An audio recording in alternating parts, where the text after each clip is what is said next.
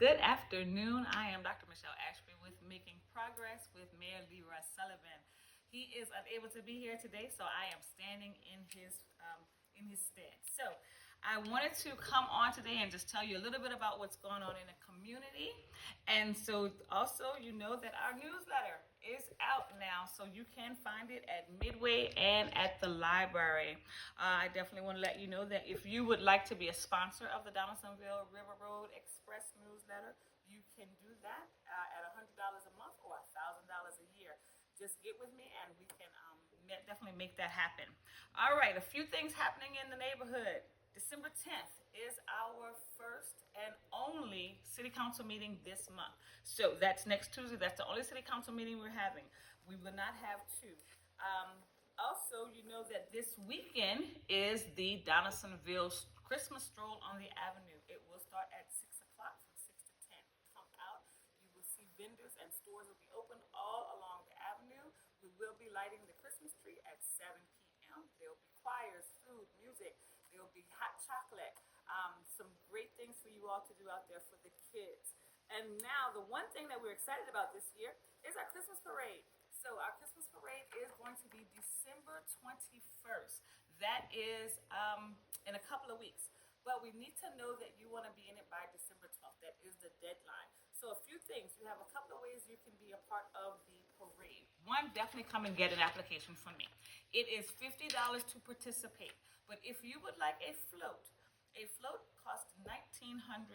Now, before you turn away from me, let me tell you what's in that float. So you get a truck, you get a driver, you get a generator, you get lights, speakers.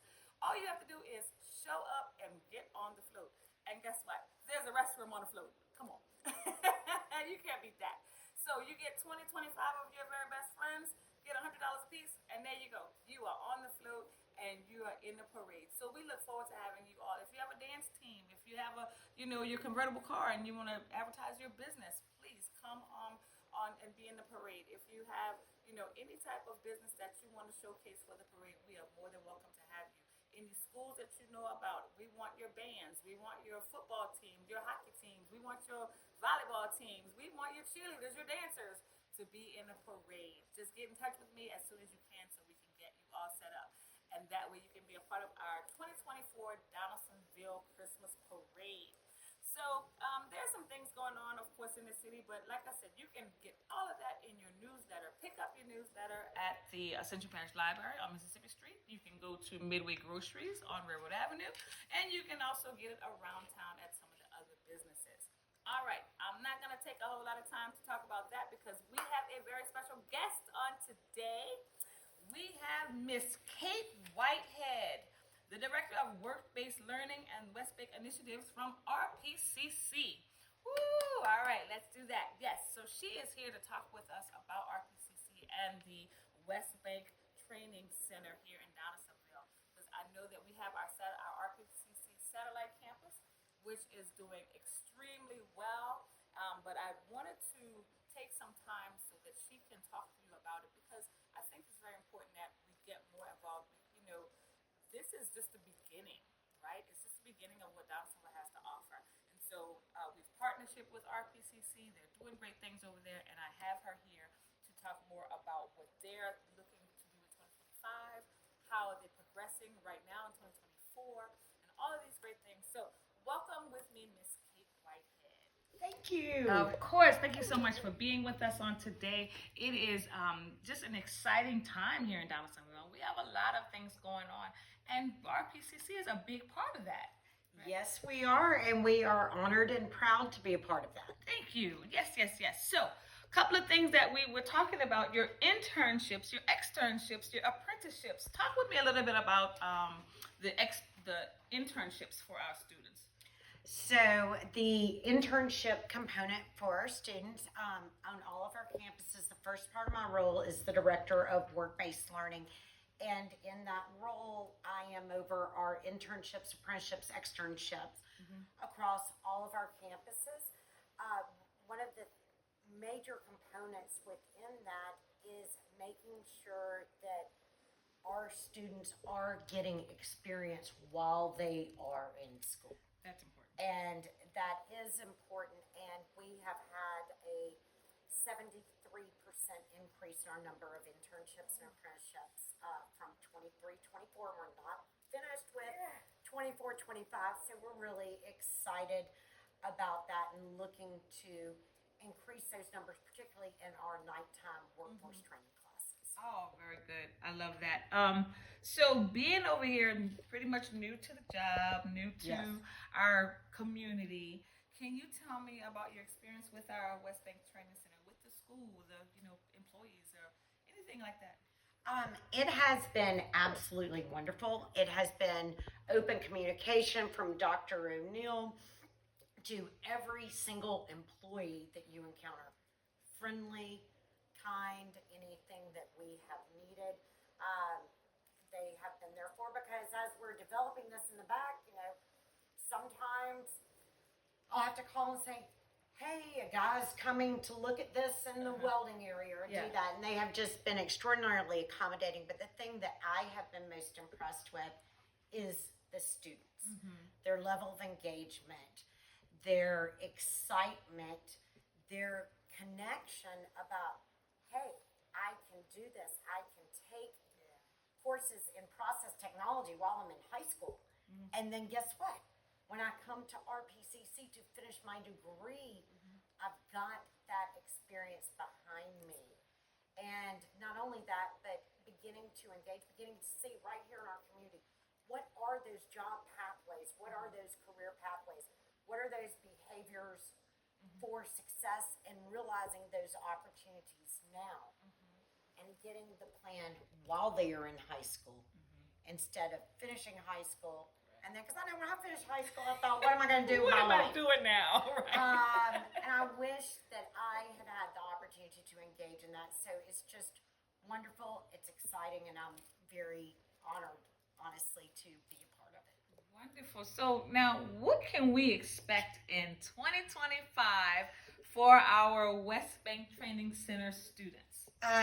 Well, you can expect a lot of things. Okay. So we are really excited about the future. You can expect a high level of community engagement. So we plan on being a part of the community, because we are Donaldsonville's community college. Yes. That is what we do.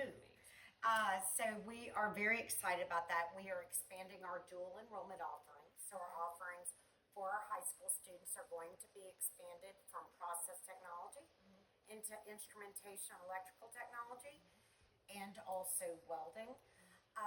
In the evening, we offer our workforce training classes. So we will be offering training in welding. So you can come get your level 1 certification. If you have your level 1 certification in CCER, you need additional training. We have a more advanced class, AWS welding, where really is tailored to the student. And that has just been an absolute phenomenal success. We also have our adult education classes, where if somebody needs to come and take their high set, take the courses to get their high set. But the thing that I really would love the community to know about that is there are programs, our scholarships, our grants associated with our adult education program, where they can begin the workforce training component of it while they're getting their high set. While they're completing that part, there's access to digital literacy courses, and that is open to everyone. There's access to English and math tutoring. We are there for the community, and that's what, being in education, I've never had this opportunity before to be a part of something that truly is, I mean, you hear about, you read about this cradle to career model, and that's what we're building at RPCC with the city of Donaldsonville, with our community partners, and it's just wonderful to be a part of that. So, question: if I'm a high school student, Yes. and show me or tell me, what does my day look like if I want to be a part of that and go to high school? 'Cause I'm like, I'm not going to college. I don't want to go to my army. But I know that there's jobs in the industry that you all are teaching. What does my day look like as a student to do both? So your day as a student is first thing you would need to do is you would need to talk to your counselor at Donaldsonville High School. We have had some informational sessions where I've come in, our Dean of Energy Sciences have come in and talked about these various things. So you need to talk to your counselor and say, hey, I'm interested in dual enrollment. Okay. And then after you talk to your counselor, uh, she would connect her with one of our deans or myself, or connect us with our PCC. There's some paperwork they would need to fill out, and they would enroll in the class, and they would schedule the class to fit in with their class day. It is a part of their class day, so they are getting credit for the course in college, and that credit is also going towards their high school graduation. So these courses that they're taking while they're in high school, can they take these courses and then go to a 4-year college? Can they do that or no? No, because these courses are in the technical realm. Okay. So, but however, there are general education courses within that, which we currently are not doing dual enrollment offerings on the Donaldsonville campus. Okay. But as we grow, I mean, I'm always one to say, what if? Yeah. Let's do this. Those conversations are being had. So what you can do is you can begin your process technology degree or your instrumentation degree or your technical diploma in welding. You've got that start, and then when you graduate from high school, you can continue at RPCC and finish that degree. And where the internship component would come in is within our process technology and our instrumentation electrical curriculum. At the end of that, there is a semester-long internship course. Oh, I like However, that. there are industry partners, including many of them. CF is one of our stationed in Donaldsonville industry partners in that internship arena, where perhaps you may get an internship your third semester, do really well. No guarantees. I mean, depends on that student performance, and then move on from there. Another thing that is happening within that student success arena is we have hired a work-based learning success coach. We have hired a community engagement outreach coordinator who is actually from Donaldsonville, which is terrific. And they both have a lot of energy. And our community outreach coordinator is going to be doing exactly that: community engagement, community outreach, and our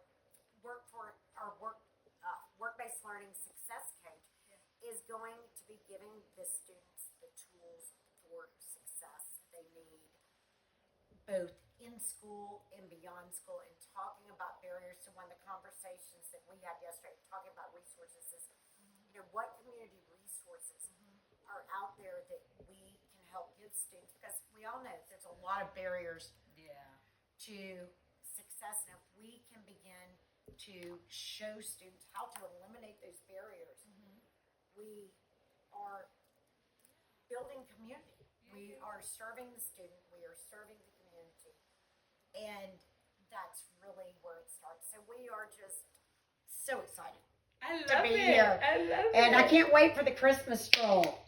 Yes.